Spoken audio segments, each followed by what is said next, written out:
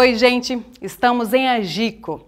Entre cactos e rochas, Vitor Portela dá início à sua meticulosa análise forense do local mais famoso da era lampiônica. Acompanhe.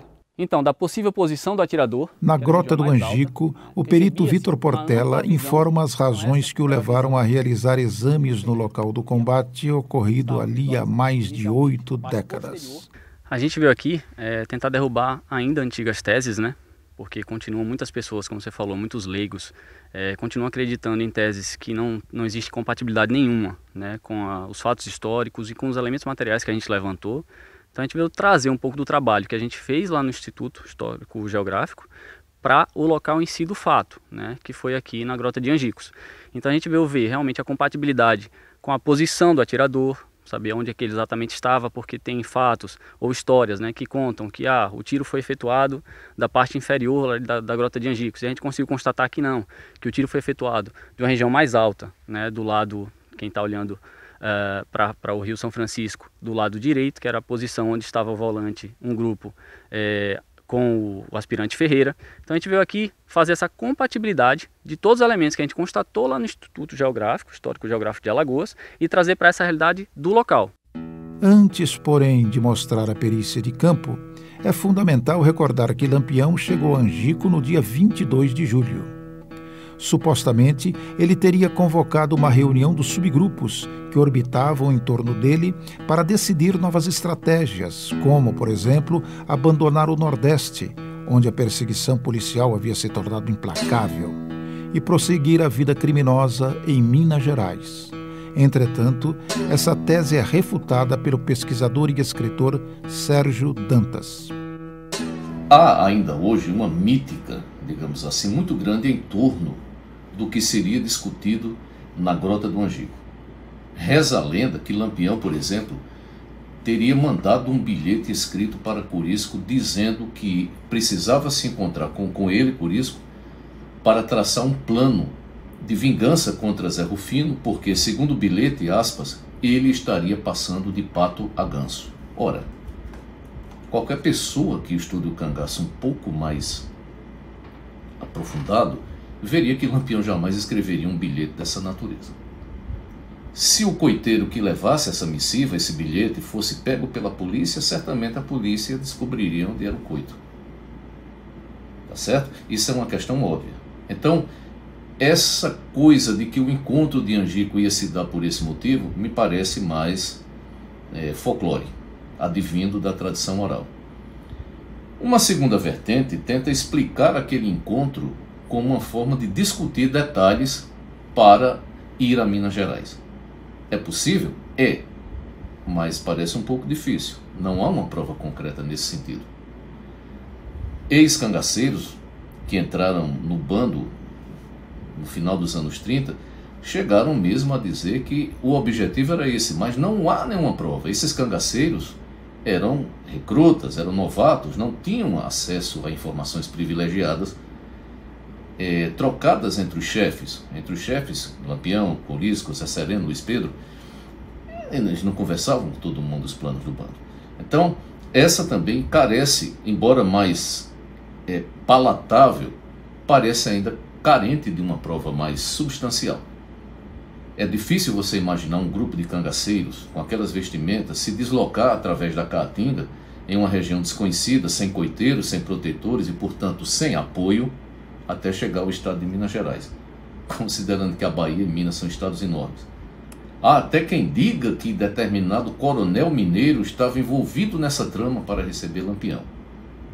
Me parece mais uma suposição. Não é, do ponto de vista histórico, algo que possa se materializar através de prova.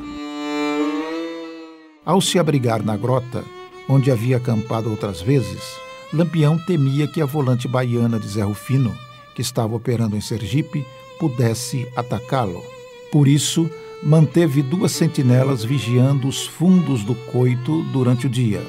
Mas à noite, a vigilância foi retirada, já que a polícia jamais fez ataques noturnos a cangaceiros em Caatinga fechada. Naquela semana, Lampião fora informado que o tenente Bezerra, chefe da volante alagoana sediada em Piranhas, do lado oposto do Rio São Francisco, estava em diligência na região de Delmiro Gouveia, distante 45 quilômetros do Angico, fato que o tranquilizava quanto à segurança do bando. Entretanto, o chefe bandoleiro não avaliou o risco de uma delação em região na qual dispunha de uma grande rede de fiéis coiteiros. Motivado por questões nunca bem explicadas, Joca Bernardo, coiteiro de Corisco, avisou a polícia em Piranhas que Pedro de Cândido, coiteiro de Lampião, sabia do paradeiro do chefe e que bastava um aperto para que o colega de profissão indicasse o local do coito. Tenente Bezerra, telegrama para o senhor.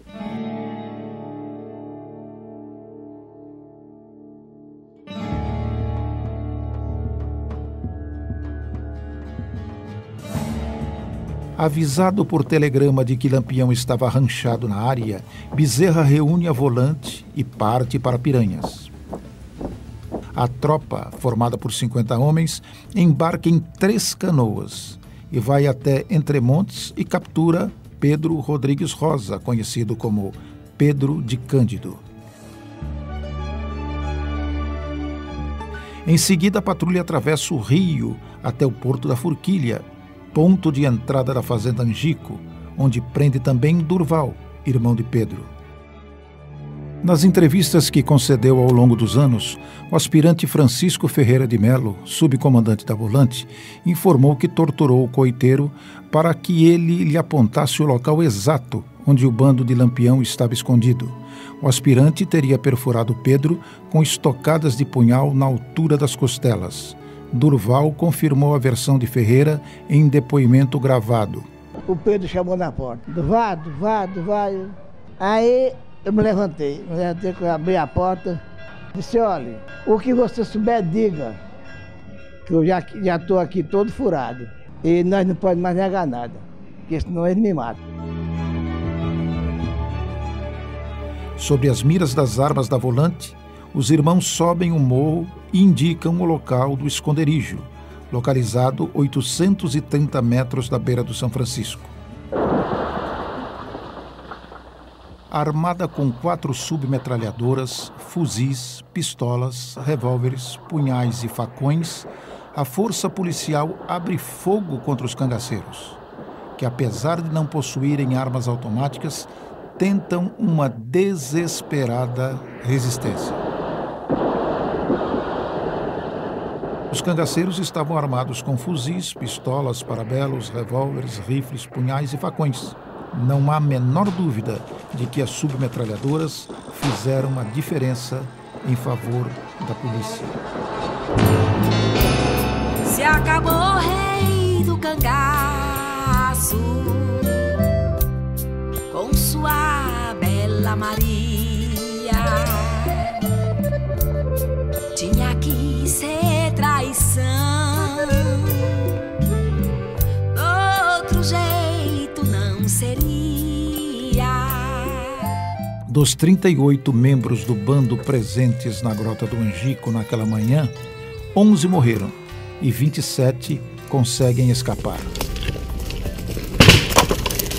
O soldado Adrião Pedro de Souza foi o único policial a perder a vida no combate, enquanto o tenente Bezerra e o soldado Guilherme Silva ficam levemente feridos.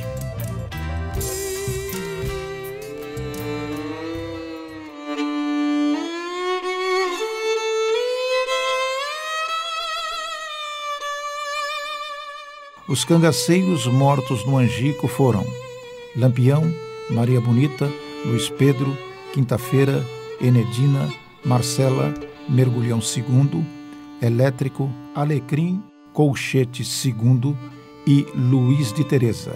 Entre os 27 fugitivos estão Candinheiro, Balão, Amoroso e Santa Cruz, baleados enquanto corriam em meio à Caatinga.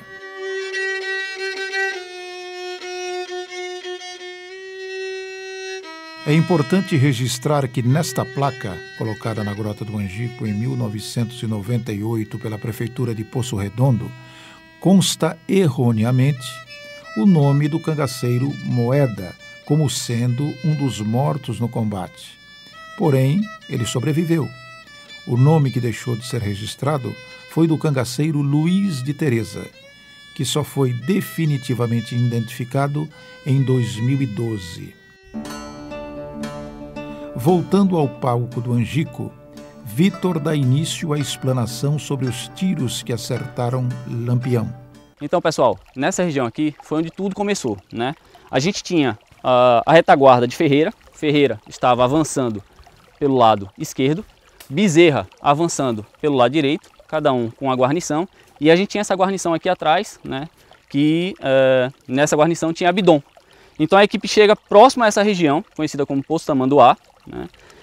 E aí, aproximadamente 5 metros desse poço, né? A equipe que está aqui atrás, juntamente com o Abidom, percebe a aproximação de Amoroso, que é um cangaceiro, e ele veio pegar água com seu cantil.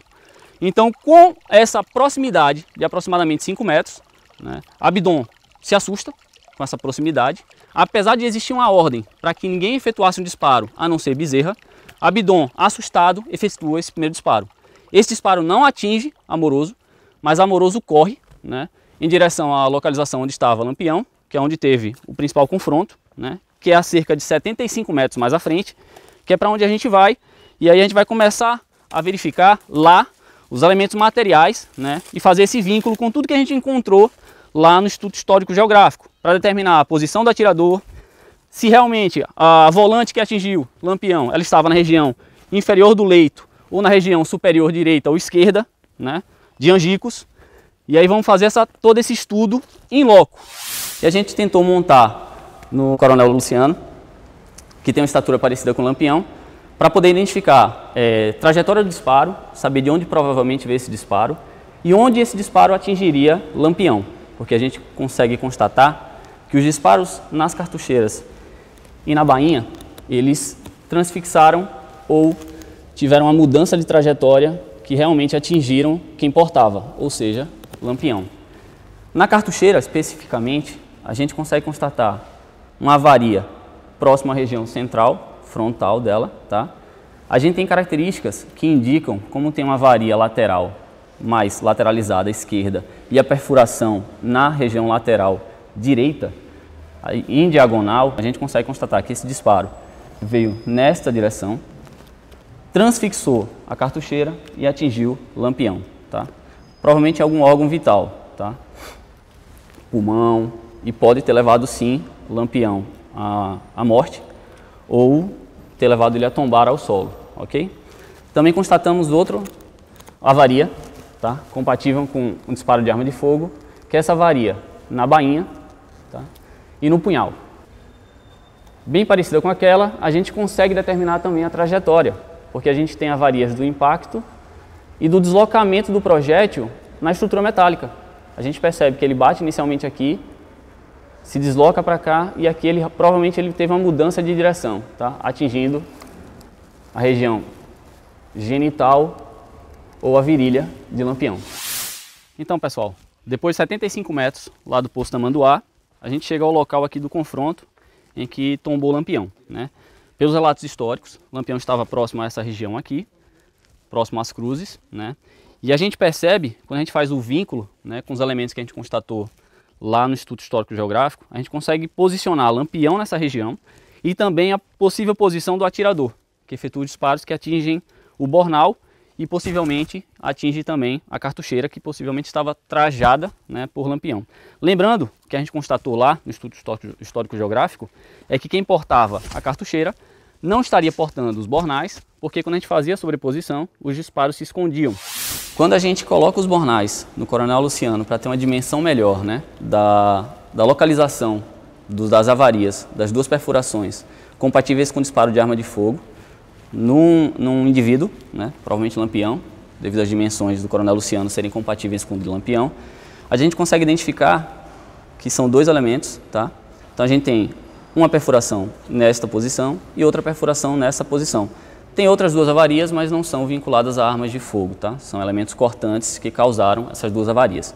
Então, nessas duas perfurações, a gente consegue constatar, analisando minuciosamente as avarias, consegue constatar as direções, tá? Então essa aqui a gente consegue constatar que ela tem um sentido mais horizontal, continua inclinado, tá? Tangencial, de baixo para cima, devido às avarias. Esta aqui, nessa perfuração que a gente constatou, a gente percebe que ela tem esta dimensão maior que essa, ou seja, ele foi tangencial e nesta direção, certo? Agora, para definir o sentido, se foi de lá para cá ou daqui para lá, a gente consegue determinar pelas avarias no tecido. A gente vê que teve um arrancamento nessa região e na região posterior há um amassamento, né? Um abaloamento desta região na região posterior. Então, a gente consegue determinar que ele arranca o tecido nesta posição, causa essa avaria, esse abaloamento nesta outra região e perfura a vítima, tá? Quem trajava o bornal. Nesta avaria, a mesma situação. A gente percebe que houve um arrancamento do tecido vermelho aqui, que é onde o projétil inicia a sua transfixação, tá? Há esse choque, a colisão com esta região, o que causa também um abaloamento na região posterior desta região, então, que comprova que o projétil seguiu essa trajetória. Quando a gente veste a cartucheira no Coronel Luciano, a gente percebe que há uma sobreposição entre os dois elementos e onde a gente constatou as perfurações nos bornais deixam de ser visíveis, ou seja, quem estava vestindo a cartucheira, se estivesse vestindo o bornal, teriam as mesmas perfurações que a gente constatou nos bornais, também nas cartucheiras, mas não há. Então o que a gente constata também é que aqui nessa região existia uma árvore, né, segundo os relatos também. Então quando o Lampião se alojava, e isso é constatado através de alguns vídeos, né, ele sempre tirava todos os equipamentos, né, se despia dos equipamentos e posicionava esses equipamentos pendurados em alguma árvore, né, em algum galho. Então possivelmente os bornais estariam pendurados nessa região. A gente também tem essa possibilidade da cartucheira também estar posicionada. A gente não tem como afirmar 100%, né, que essa cartucheira estaria realmente sendo trajada por Lampião. Mas existe uma compatibilidade sim, né? No momento em que Lampião está nessa região, a gente tem, acontece aquele primeiro disparo do Abdon, lá em Amoroso, lá no posto Tamanduá, né? A gente tem uma volante se aproximando por essa região superior aqui, que é a volante que estava junto lá formada pelo aspirante Ferreira, né? Ela se aproxima da região em que Lampião estava por essa região superior. Ela tem uma visão privilegiada de toda a grota de Angicos e também tem uma visão privilegiada da posição de Lampião. Já a visão de Lampião, né? Inicialmente ele via a região posterior do córrego, que é onde aconteceu o primeiro disparo. E o que a gente percebe é que quando acontece aquele disparo lá no posto Tamanduá, possivelmente Lampião se assusta com o disparo, mas começa a fazer uma varredura do local para ver se identifica alguma ameaça. E nesse momento ele começa a fazer essa varredura, né? É possivelmente quando ele fica mais ou menos de frente à posição da volante, né? Que estava junto lá com o aspirante Ferreira. E é nesse momento que ele gira, né? Dessa posição que ele estava, que ele recebe esse disparo. Então a gente percebe essa compatibilidade de um disparo, né?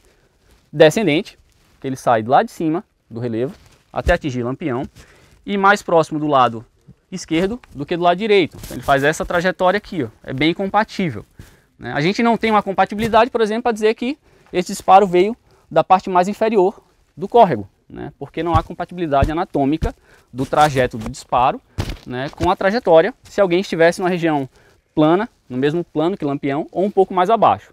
Só existiria essa compatibilidade se a gente tivesse um atirador naquela posição. E é o que a gente vai tentar demonstrar agora, né, subindo ali, para mostrar a posição do atirador e a visão desse atirador. Então, quando a gente sobe para essa possível posição do atirador, né, com relação à posição de Lampião lá embaixo, a gente percebe que existe realmente uma visão privilegiada da posição de Lampião, né, da possível posição do atirador. E existe a compatibilidade da trajetória desse disparo, que atinge tanto o punhal de Lampião, quanto possivelmente atinge também essa cartucheira, se ele estivesse portando-a, né? E ó, uma visão privilegiada e ampla de toda a região. E foi após esses disparos na região mais alta, o Lampião tomba, e aí ele recebe o terceiro disparo, né? Que é o disparo na cabeça, que é quando Panta de Godói se aproxima de Lampião já tombado e efetua o disparo na cabeça de Lampião. Quando cheguei lá, estava Lampião deitado, assim, por cima das costas numa pedra, mas dando com os pés. Aí as mãos para se levantar, mas não podia. Aí eu dei um tiro na cabeça dele, tirei, que voou o miolo todinho.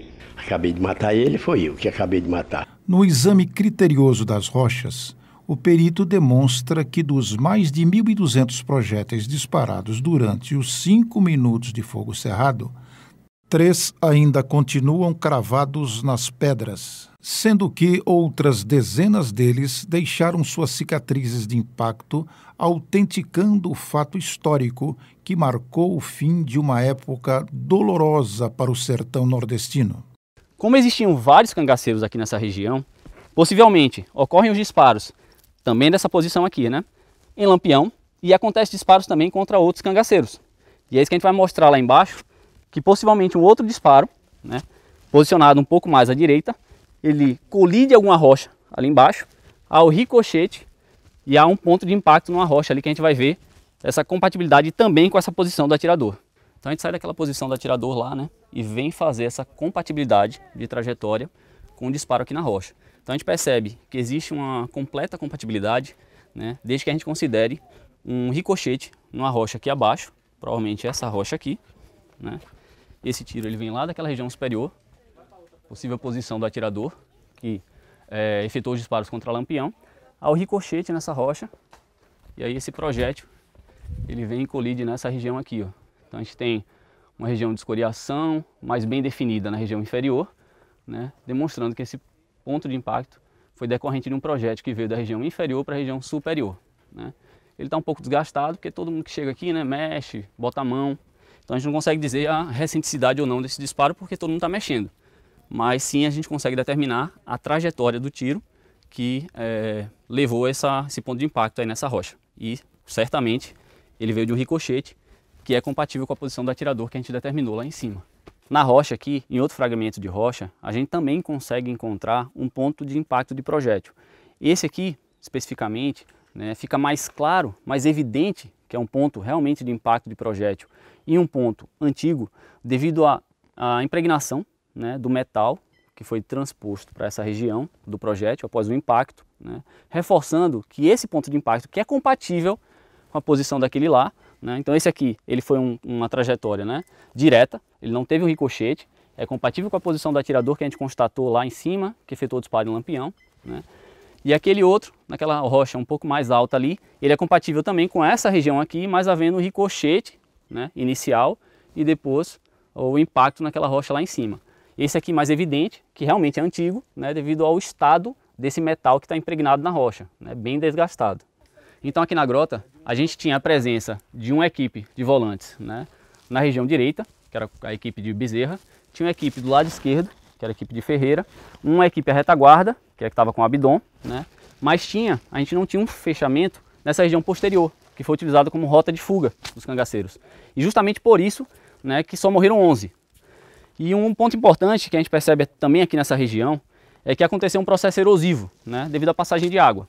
Porque antigamente a gente tinha uma região aqui mais arenosa, né, facilitava essa fuga. Por isso que tantos cangaceiros conseguiram se evadir do local durante o confronto.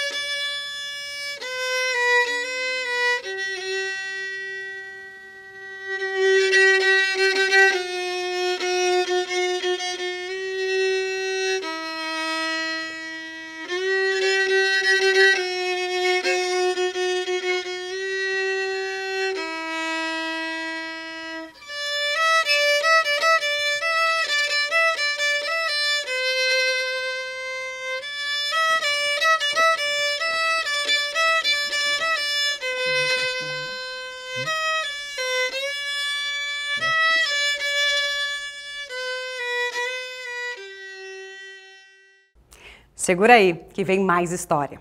No bloco final, você vai acompanhar um bate-papo entre os pesquisadores João Marcos Carvalho e Aderbal Nogueira sobre as últimas horas do Rei do Cangaço e as dúvidas que ainda rondam o imaginário popular sobre o combate do angico. Não perca!